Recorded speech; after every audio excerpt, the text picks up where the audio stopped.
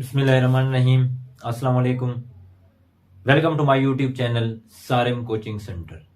Dear friends, students, viewers, constitutional history of Pakistan pre partition era जो 1857 से लेकर हमने एक सीक्वेंस के साथ लेक्चर सीरीज शुरू की है कॉन्स्टिट्यूशनल हिस्ट्री, उसका आज का हमारा lecture third round table conference.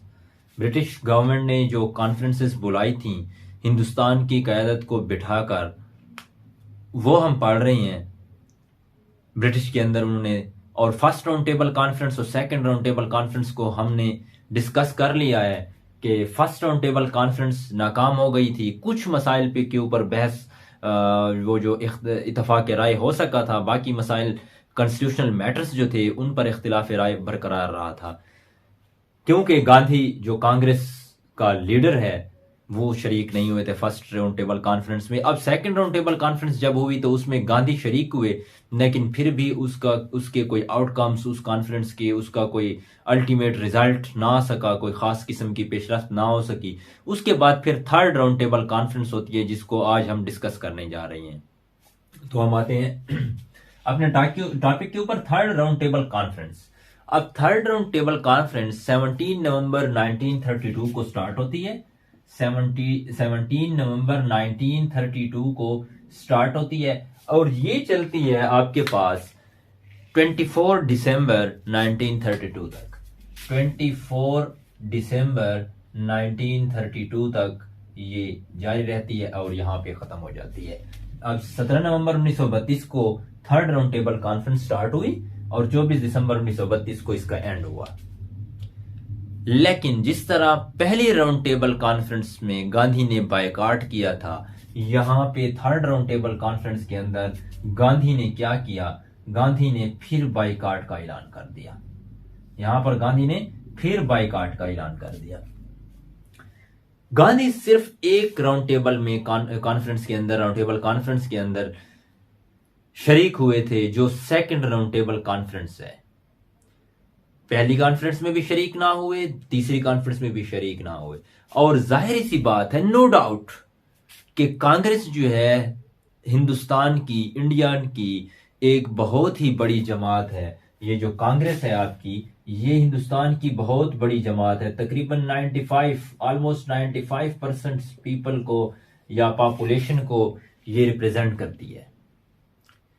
और इसके बगैर, हिंदुस्तान की इस बहुत बड़ी जमात के बगैर कोई भी डिसीजन लेना गवर्नमेंट के लिए मुमकिन नहीं था, वो नहीं ले सकते थे।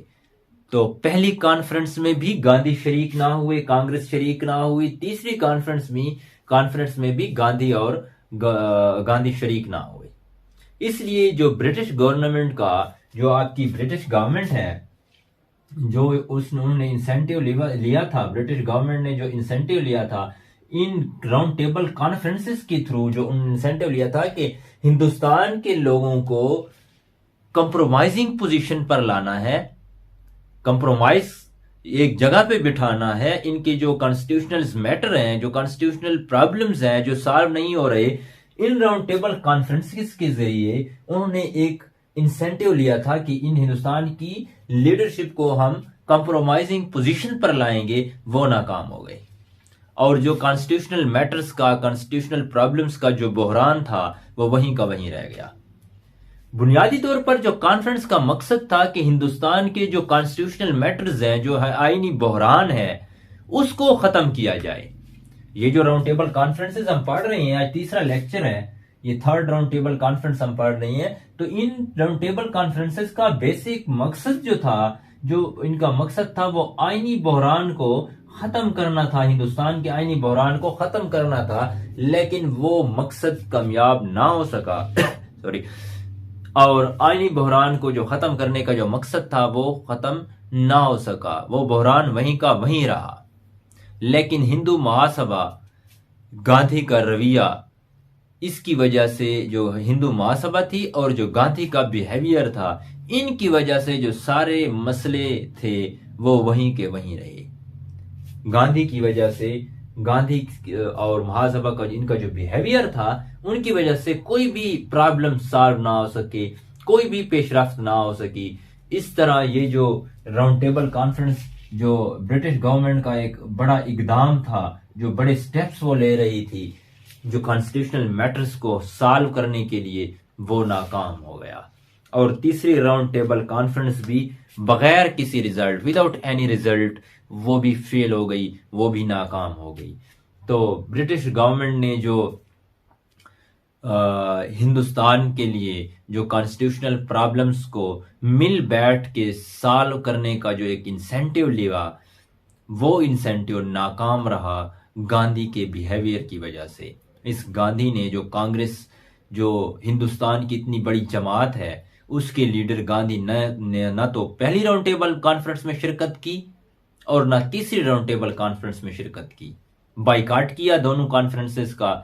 और दूसरी राउंड टेबल कॉन्फ्रेंस में शिरकत के बावजूद भी कोई फ्रूटफुल रिजल्ट, कोई आउटकम ना निकल सके, वो कॉन्फ्रेंस भी फेल हुई। फिर थर्ड राउंड टेबल कॉन्फ्रेंस हुई, वो भी फेल हुई।